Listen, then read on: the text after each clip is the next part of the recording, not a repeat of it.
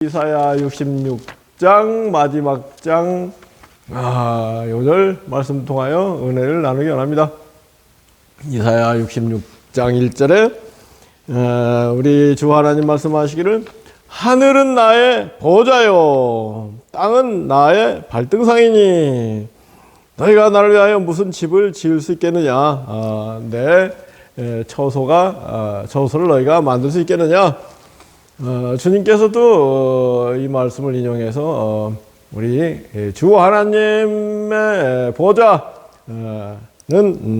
하늘이고 땅은 주님의 발판이다. 발등상이라는 게 발을 올려놓는 그런 기후잖아요. 발등상, 발판.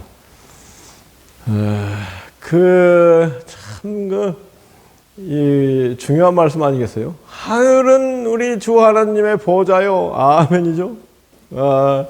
땅은 그 발등상이니 인간들이 하나님을 위해서 무슨 집을 지을 수 있겠느냐. 솔로몬이 제1성전을 지을 때도 솔로몬이 그렇게 기도하잖아요. 하늘이 하나님 아버지 주 하나님의 보좌요 온 천지에 주 하나님이 충만하시니 어떻게 우리가 주 하나님의 성전을 지을 수 있겠습니까? 다만 주 하나님 여호와의 이름을 두려고 상징적으로 이 성전을 짓는 것뿐입니다. 그랬잖아요. 참 솔로몬이 지혜로운 사람이라고 하겠습니다. 솔로몬이 성령에 충만한 감동하여서 성전도 짓고 잠언 전도서 이런 좋은 시편도 시가서죠. 지에서 이런 것도 짓고 그랬습니다만 나중에 이제 솔로몬이 잘못돼 가지고 타락했을 때 하나님이 솔로몬에게 몇 번 나타나셨다는 거 아니에요, 그죠? 솔로몬이 잘못 갈 때, 너 그렇게 잘못 가면 안 된다. 그럼에도 불구하고 솔로몬이 계속 잘못 간 까닭에 나라가 두 동강이 나서 북이스라엘, 남유다로 분단이 되고, 그리고 쇠퇴 일로에 빠졌다고 할 수 있지 않겠어요? 결국은 북이스라엘이 먼저 망하고 남유다도 망하고 다윗과 솔로몬의 영광이 사라져 버렸잖아요. 그리고 지금도 유대인들은 다윗과 솔로몬 시대의 영광이 메시아를 통해서 나타날 것이다 생각하고 기대하고 있는 게 유대교죠. 그런데 결국은 주 하나님의 참뜻은 그런 지상에 다윗과 솔로몬의 세속적인 왕국이 재현되는 게 메시아의 할 일이 아니고 온 천하 만민을 사랑하시는 우리 주 하나님께서 온 천하 만민을 구원하기 위해서 온 천하 만민의 구주로서 예수님을 보내시고 예수님께서 온 천하 만민을 위해서 놀라운 진리의 말씀, 복음 진리, 천국에 이르는 영생의 교훈을 다 선포하시고 그리고 우리 인류의 죄를 청산하기 위하여 십자가에서 피 흘려 죽으시고 부활하시고 승천하셔서 지금도 성령을 예수님의 영을 우리에게 보내주시고 그리고 마침내 재림하실 것이다. 아멘이죠. 이것이 주 하나님의 참뜻인데도 불구하고 유대인들은 그것을 간과하고 유대교 구약 중심으로 지금도 종교 생활을 하고 있다고 할까요? 근데 우리 참으로 이사야의 예언도 성령 예수님의 영 예수님의 진리 말씀에 비추어서 모든 것을 이렇게 해석을 해야 되는 거죠. 그래서 이 이사야 66장 이제 결론이 되는 장인데 1절에 하늘은 나의 보좌요 땅은 나의 발등상이니 너희 인생들이 어떻게 내 집을 짓는다고 하느냐. 그래서는 안 된다. 그런 말씀이잖아요.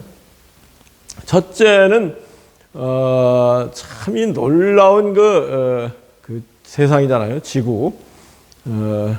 그 천체 물리학이 발전해 가지고 태양계가 어떻게 움직이고 있고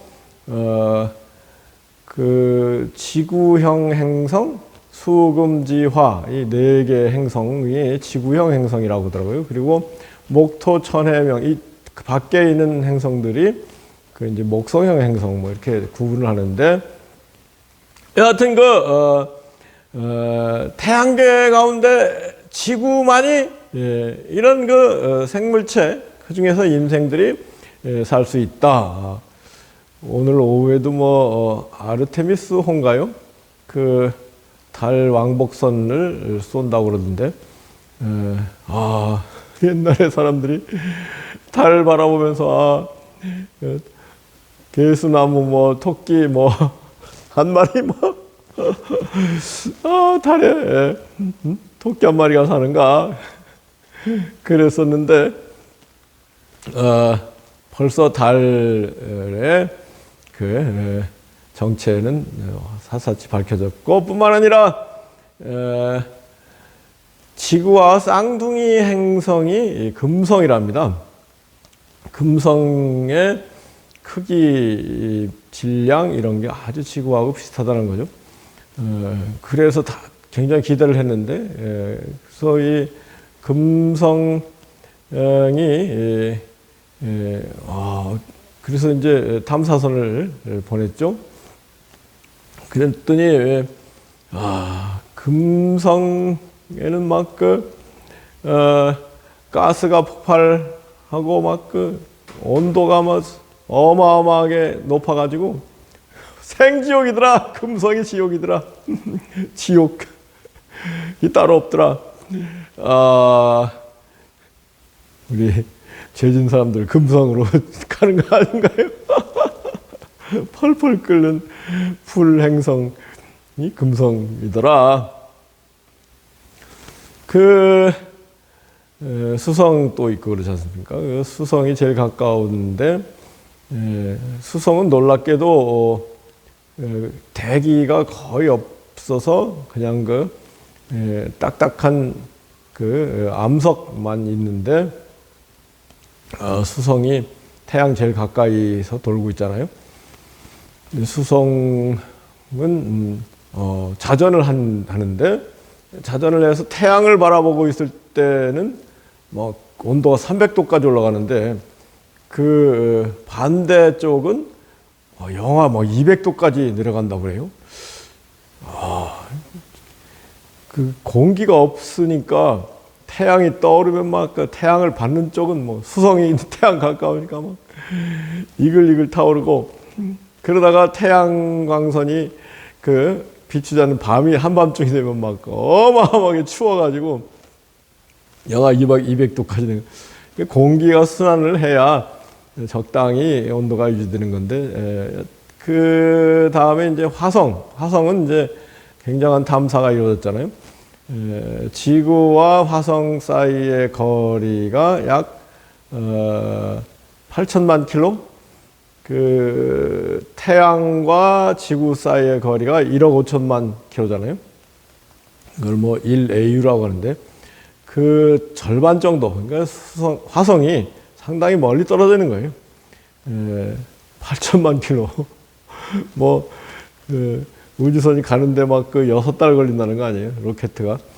그런데 화성에는 물이 흐르던 흔적이 있고 지금도 물이 있는 것 같다. 그렇지만은 공기가 생명체가 살기는 어려운 그런 상태라는 게 다 밝혀졌는데 제가 이런 말씀을 길게 하는 이유는 이 지구의 존재가 참 신묘막측하잖아요.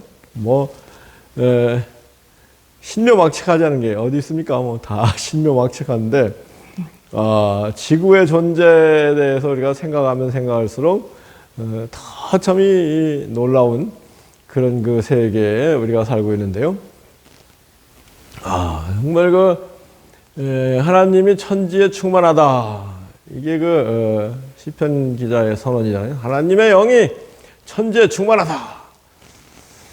그 가운데 그 지구의 하늘과 지구의 땅, 지구 결국은 표면 아니겠습니까?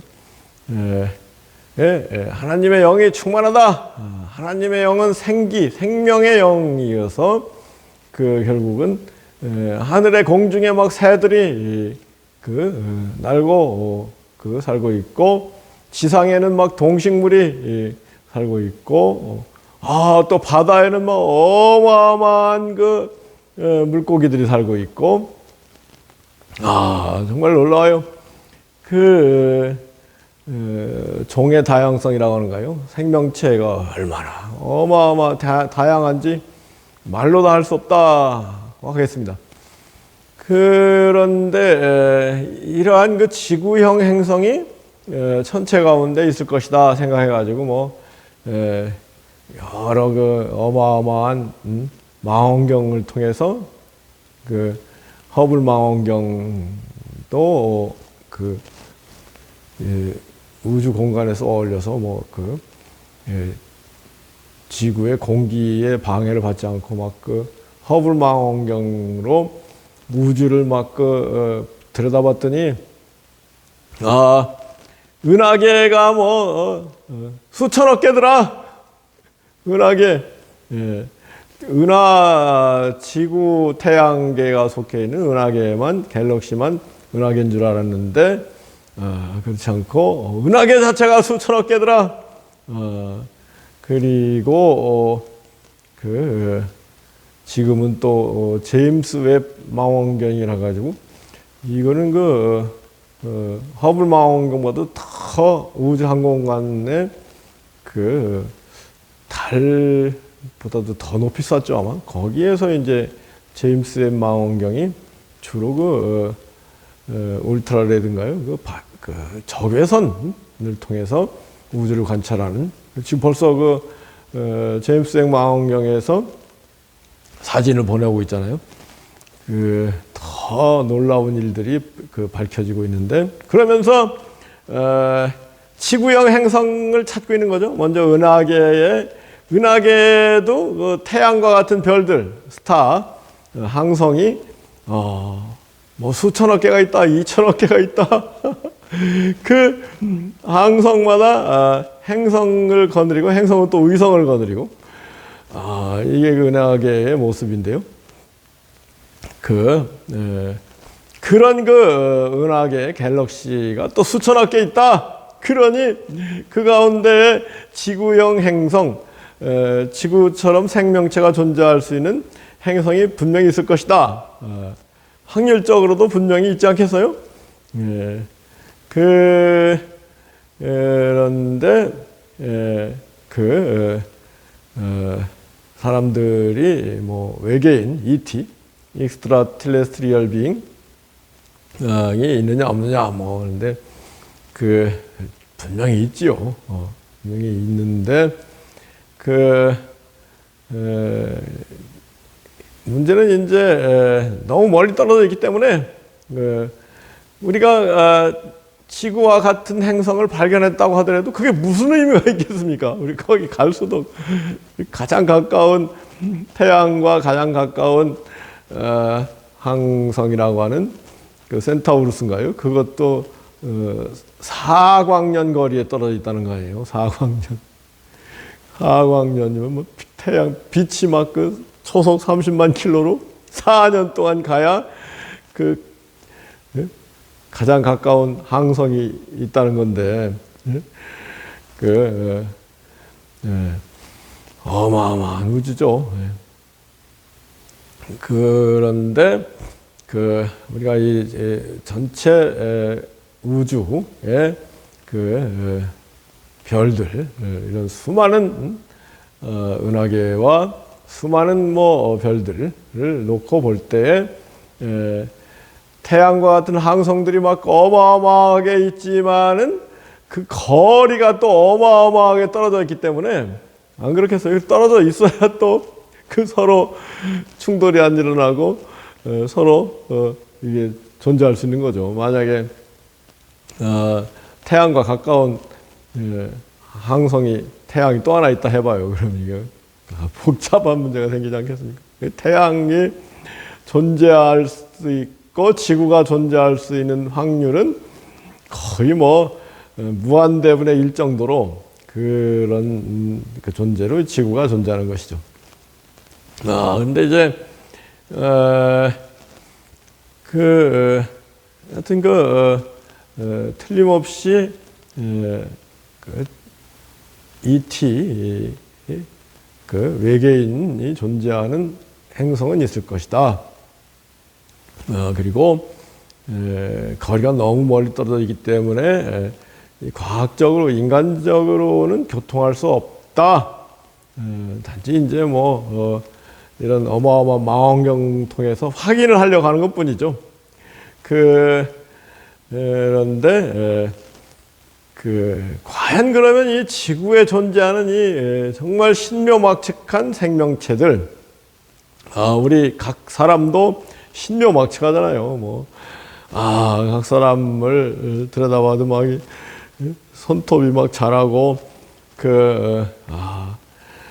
정말 이런저런 눈으로 막 보고 말하고 지성으로 막 깨닫고 이게요, 사람들이 이걸 별거 아닌 것처럼 생각하며 살아가고 있으니까 문제죠. 이게 정말 어마어마한 일입니다. 첫째는 하나님께서 인생들을 하나님의 형상대로 지으셨다.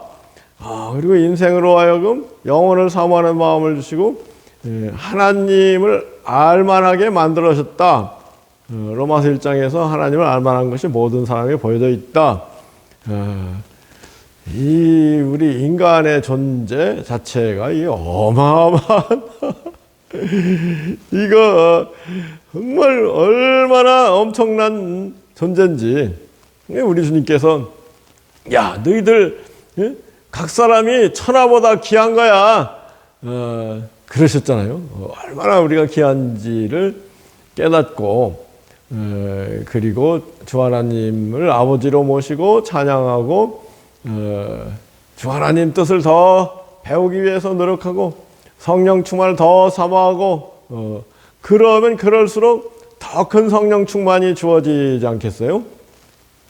그래서 이제 하나님과 교통하는 그런 삶이 펼쳐져야 되지 않겠습니까?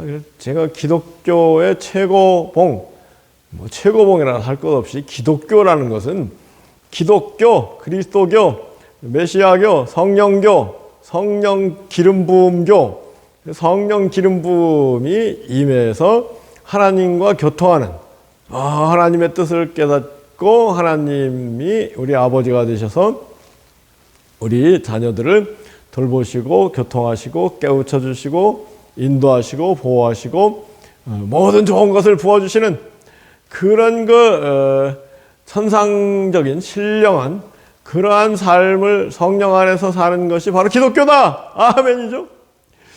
이거를 잘 깨닫고 기독교를 믿는 사람이 복이 있다고 하겠습니다. 이게 얼마나 중요한 일인지 정말 그래서 다 깨닫게 되면은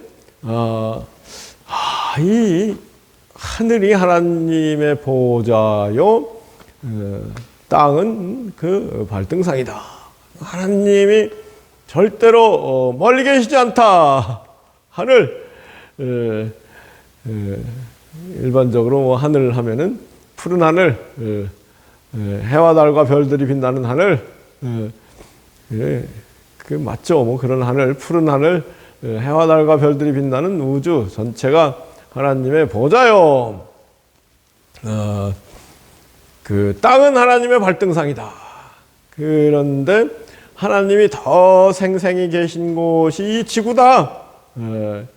하나님은 생명이시잖아요. 영생, 참되고 완전한 영원한 생명이시기 때문에 그 생명이 있는 하나님이 생명이 있는 지구와 생물들, 인간들을 만드신 거 아니겠습니까? 생명의 그림자 가운데 우리가 살고 있지만은 점점 더 우리가 생명 자체인 하나님을 아버지로 모시고 아버지께 가까이 나아가면은 하나님을 생생히 느끼는 그런 게 이제 기독교인데, 요컨대 하나님의 생명이 가장 생생하게 강력하게 나타나고 있는 지구의 대기권이랄까요? 대기권 가운데도 우리가 호흡을 할 만한 1000m, 2000m, 2000m까지는 그 사람들이 사는데 별 지장이 없잖아요. 뭐 3000m, 4000m에서도 사람들이 살고 있습니다만, 여하튼 그 아래 하늘이 펼쳐져 있죠. 비행기가 약 8000m, 8km 상공을 가거든요. 8km 상공 비행기를 타보면은, 그 아래에 막 구름들이 펼쳐져 있는데, 지상은 뭐 구름이 가득 차서 뭐 흐려도 비행기가 올라가면은, 거의 뭐 비행기 8000m, 8km 상공에는 구름이 거의 없어요. 그러니까 이 대륙권이랄까요? 수증기가 바다에서 만들어서 올라가고 구름이 돼서 떠돌다가 떨어지는 그런 곳은 대개 뭐 10km 아래에서 8km 아래에서 펼쳐지는 거다. 그래서 저는 하여튼 이런 말씀을 길게 드린 이유가, 우리 하나님이 가까이 계시다, 이걸 알아야 된다. 얼마나 가까이 계시냐. 8000m 아래에서 하나님의 모든 일들이 펼쳐지는데, 하나님의 그 놀라운 그 일들, 하늘에서 막 하늘을 관찰하면 관찰할수록 놀라워요. 이 구름의 흐름, 공기의 흐름, 어마어마하죠. 근데 이제 100m 올라갈 때마다 섭씨 0.6도씩 낮아지잖아요. 그러니까 1000m 올라가면은 6도가 낮아지는 거예요. 그래서 한 뭐 3000m, 63, 18도가 낮아지잖아요. 그래서 적도 한가운데 있는 뭐 에콰도르 그런 페루, 콜롬비아, 아프리카 그런 나라에서도 킬리만자로 위에 뭐 눈이 쌓이고 그러잖아요. 그래서 그렇게 추운 이유는 공기가 희박하기 때문에 그래요. 공기가 많아야, 밀도가 높아야 기온이 보존이 되는 거거든요. 아까 제가 수성의 경우 공기가 하나도 없기 때문에 낮에는 뭐 300도, 저녁엔 영하 200도까지 내려간다, 그렇게 얘기했잖아요. 그래서 수성에도 하나님이 있죠. 있지만 그 하나님은 굉장히 희박한 하나님이랄까요? 하나님이 충만하게 강력하게 임재 있는 것이 바로 이 지구다. 지구 가운데에서도 이 한반도 같은 경우는 막 생명의 역사가 뭐 생생하잖아요. 가을이 되니까 막 국화꽃이 피고 단풍이 막 아름답잖아요. 막 5, 6월 되면 또 얼마나 생명이 막 찬란한지, 이 코리안 퍼닌슐러에 적당히 구름이 떠들고 적당히 비가 오고, 그리고 막 온도도 적당하고, 그래서 뭐 생명 활동이 활발한 거죠. 하나님의 영이 천지에 충만하다 그랬는데, 하나님의 생명, 하나님의 존재가 제일 생생한 곳이 이 코리안 퍼닌슐러. 북한은 그런데 또 위도가 높고 춥고 그래가지고 남한보다는 그만큼 생명의 역사가 약하죠. 통일해서 북한의 김정은이도 좀 제주도 와서 구경도 하고 그래야 되는데 좀 바보들이. 제가 이렇게 길게 말씀을 드린 이유가 뭐예요? 하나님이 생명이신데 그 생명의 하나님이 이 지구에 충만하다는 걸 지구 가운데에서도 이 우리 한반도 가운데에서도 이 남한 가운데에서도 이 생명의 역사가 얼마나 활발한지 말로 다 할 수 없다.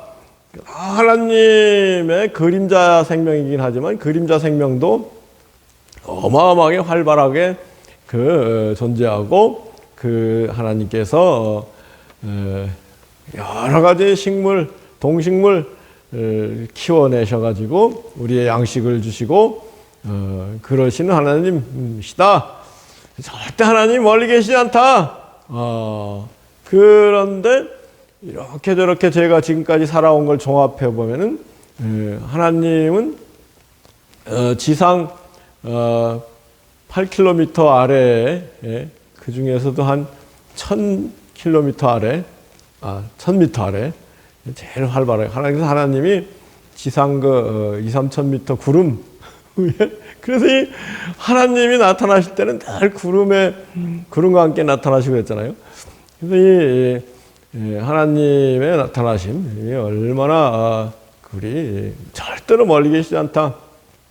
그 다음에 이 땅 위의 지상과 수목과 샘, 하천, 강물, 그리고 바다, 얼마나 어마어마한 하나님의 역사가 나타나 있는지 절대로 우리는 하나님이 가까이 계시다는 것을 잊지 말아야 되겠다. 우주 전체를 놓고 보더라도 이처럼 하나님이 가까이 충만히 계신 곳은 별로 없을 것이다. 그래서 이 진리이신 하나님이 만물을 창조하시면서 이 지구에 집중되어 있다. 그래서 지구가 얼마나 복된 곳인지 우리 알아야 되겠다는 것과 함께 그 다음에 이제 금성이 지옥이라면은 죽지 않는 영생의 행성이 이 우주 가운데 어딘가 있을 것이다. 어떻게 생각하세요? 그 천국이 있다. 천국이 새하늘과 새 땅을 통해서 우리 지구가 그렇게 변화될 것이다. 고 생각할 수도 있죠. 여하튼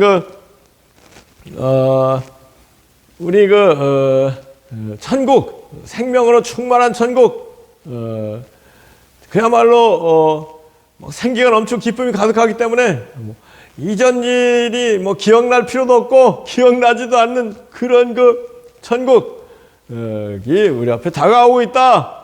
그것을 우리는 늘 기억하고 살아야 되지 않겠습니까?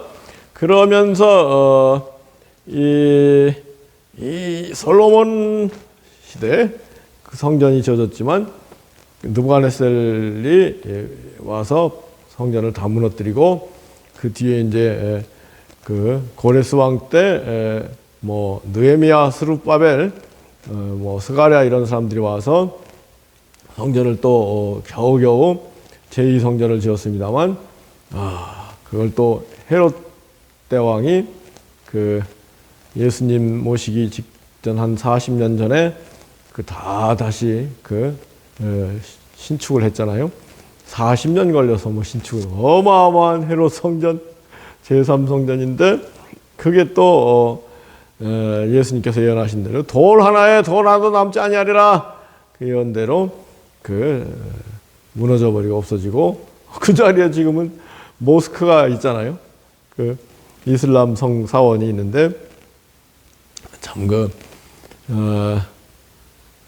그런데 이제 기독교, 가톨릭과 개신교 사람들이 이 하나님의 성전이란 이름으로 헌금을 거둬들이고 어마어마한 성전을 짓는다고 기독교 2000년 역사를 보면은 정작 해야 될 사랑의 실천과 복음 전도는 뒷전으로 하고 교회 돈이 모이면 교회 지도자들이 먼저 한 게 어마어마한 성전을 특히 하여튼 종교개혁의 원인이 된 성 베드로 성당 바티칸에 면죄부를 팔아가면서까지 이거 참 그 성전이라는 이름으로 그 짓고, 개신교도 뭐 별로 다르지 않아요. 돈이 모이면 뭐 그 성전부터 짓잖아요. 그런데 그러한 이런 그 이사야 66장 1절, 하늘은 나의 보좌요, 땅은 나의 발등상이니, 예, 그 하나님을 위해서 무슨 집을 지을 수 있겠느냐 인간들이.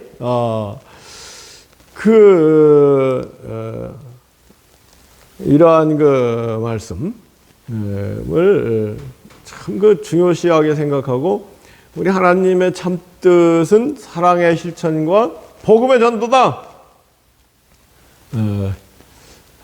가장 늦었을 때가 뭐 제일 빠르다고 하는데 지금부터라도 해야죠. 아멘이죠. 지금부터라도 기독교의 정신은, 기독교의 두 가지 기둥이 있다면은 사랑의 실천과 복음의 전도다. 그게 제일 중요한 것이다. 이것을 딱 그 정립을 해야 돼요. 그 기독교의 가장 중요한 게 뭐냐? 이게 정립이 안 돼 있어요. 우리 주님께서 야, 구약의 모든 가르침 가운데 제일 중요한 건 하나님을 마음을 다하고 뜻을 다하고 힘을 다하고 목숨을 다 사랑하는 것이고 내 이웃을 내 몸같이 사랑하는 것이다. 딱 정리를 해주셨잖아요. 그리고 나서 이제 주님께서 구원의 복음 진리를 선포하시고 희생의 제물이 되시고 사랑의 그 모범을 보여주신 거죠. 그리고 이제 부활하시고 승천하셔서 성령을 보내고 계신데, 사도행전 초대교회 때 성전 지었던 얘기 없잖아요. 그리고 사랑의 실천과 복음의 전도에 힘썼잖아요. 그게 진정한 교회의 모습인데, 이렇게 저렇게 뭐 교회 지도자들하고 얘기를 해봐도 제일 중요한 기독교의 그 기둥이 뭐냐, 이것도 아직 정리가 안 돼 있어요. 그러니까 막 그 우왕좌왕하고 막 개신교회는 뭐 교황이 막 5억 명이네 10억 명이네. 그리고 그제도 몇 분들하고 얘기하면서 제가 재밌게 본 그 두 교황이라는 영화, 아주 수작이 잘 됐어요. 그 두 교황이 지금 프란치스코 교황, 저 직전에 이제 성 베네딕투스 16세가 교황 살아서 교황 못 해먹겠다 그만두고 이제 프란치스코 교황한테 불러줬잖아요. 두 교황 얘기인데, 두 교황의 얘기 사상이 얼마나 다른지.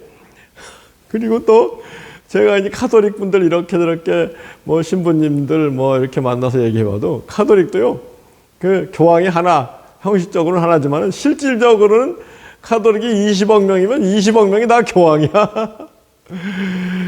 그렇게 참 기독교 사상이 정리가 안 돼 있다. 참 안타까운 일이죠.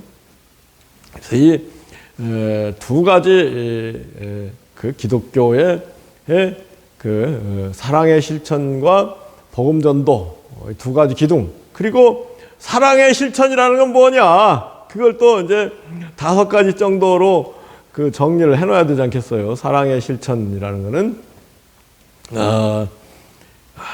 무조건 뭐 줄이고 목마르고 뭐 병들고 이런 사람 무조건 도와주는 거, 그게 첫째 아니겠습니까? 사랑의 실천은 그 누가복음 15장에 나온 거지 나사로를 돌보지 않은 그 부자가 그 지옥에 갔듯이, 하여튼 무조건 사랑의 실천. 마태복음 25장에서도 양과 염소의 그 내용에서도 그 얘기 나오지 않습니까? 사랑의 실천을 위해서 주님의 십자가 희생해야 된다. 이게 기독교 사랑의 실천이다. 미개인들 정복해가지고 죽여버리고 이게 사랑의 실천이라고 하겠습니까? 인내, 끊임없이 참아주면서 끊임없이 베풀고, 사랑은 오래 참고 사랑은 온유하고, 사랑은 자랑하지 않고 교만하지 않고 무례 행치 않고 겸손하고 온유하고 사랑의 5가지 기둥. 언젠가 제가 유튜브에서 정리한 적이 있습니다만 여하튼 무조건 겸손하게 대하고 또 성결하게 대하고, 안 그래요? 더러운 마음으로 다가가면 그게 사랑이라고 하겠습니까? 남아메리카를 정복한 스페인 사람들이 막 포르투갈 사람들하고 가가지고 이거 인디안들 강간하고 그러잖아요. 그래가지고 이제 이제 메스티조가 이제 생겨나고 그런 건데, 여하튼 정말 성결한 마음으로 다가가고, 겸손한 마음으로 다가가고, 무조건 희생하고, 무조건 오래 참고, 그리고 무조건 베풀고, 이게 사랑의 실천이다. 5가지 정도. 그럼 복음 전도라는 건 또 뭐냐? 뭐를 전하는 게 복음 전도냐? 이것도 5가지 정도로 정리가 돼 있어야 되지 않겠습니까? 복음 전도라는 건 여튼 하나님이 창조주 하나님이 살아계시다. 이 하나님이 우리를 사랑하셔서 친히 사람이 되셔서 이 땅에 인간의 죄를 씻기 위하여 희생의 제물로 오신 예수님이 왔다 가셨다. 예수님께서 하나님의 심장과 같은 성령을 보내주고 계시다. 그래서 이 복음을 전하기 위해서는 또 사랑의 실천이 늘 함께 해야 된다. 말만 가지고 복음이 전도되겠느냐? 그렇게 복음을 전하는 사람들에게 천상적인 신령한 초월 탈출의 삶이 펼쳐지고, 하나님이 그 사람과 늘 동행하고 함께 하시고, 그리고 천우신조가 날마다 체험된다. 이 5가지 정도 이렇게 정리가 돼 있어야 되지 않겠습니까? 이것도 정리하고 카톨릭은 뭐라고 정리를 해놨더라. 하여튼 하나님이 계시다, 예수님이 구세주다, 신상필벌이다. 신상필벌은 뭐예요? 선악간에 무조건 심판받는다. 이 3가지가 카톨릭의 3가지 적이라고 하더라고요. 밖에 카톨릭이려면은 신부 수녀 독신제, 그 다음에 성모 마리아를 인정해야 가톨릭이다. 이렇게 기독교가 참 정리가 안 됐으니까 다들 생각이 다른 거예요. 그 다음에 이제 개신교는 오직 믿음, 오직 성경, 오직 뭐예요? 은혜, 오직 그리스도, 오직 하나님 영광, 이렇게. 이건 정말로 기독교가 뭐냐? 이것도 아직 정리가 안 돼 있는 거예요. 그러니까 기독교 믿는 사람들이 다 각자 오왕좌왕하면서 믿고 믿는다고 하고 있지, 기독교의 핵심인 제가 금방 정리한 사랑의 실천과 복음 전도, 이것도 제대로 정리가 안 돼 있으니까 그런 거요? 관심 없어요. 그냥 천국 가면 제일이죠. 사람들이 다 심판에 대한 느낌이 있거든요. 필링이 있으니까 죽은 다음에 심판은 있을 것 같은데 천국 가야지, 지옥에 떨어지면 되겠냐, 이래가지고 무조건 예수 믿으면 천국 간다, 무조건 성당에 잘하면 천국 간다. 그러니까 사람들 그냥 무조건 추기경 신부들한테 잘해야 천국 간다. 그러니까 카톨릭 중세가 그렇게 펼쳐진 거고, 개신교도 무조건 믿기만 하면 천국 간다. 그러니까 안 믿으면 지옥 간다. 그러니까 믿는 신용이 나는 거죠. 그게 사람들의 지옥에 대한 공포감을 이용해서 기독교 지도자들이 뒷전으로는 어마어마하게 헌금을 모으고, 그래서 뒷전으로는 다 호요식하는데 그 낭비를 한 그런 측면이 너무나 크다. 참 이런 그 기독교, 잘못된 기독교에 대한 종지부를 찍고 21세기부터 정말 그 올바른 기독교 운동을 한번 하자, 이게 제 생각인데요. 여기 동참한 분들에게 큰 축복이 있을 줄 믿습니다. 아멘.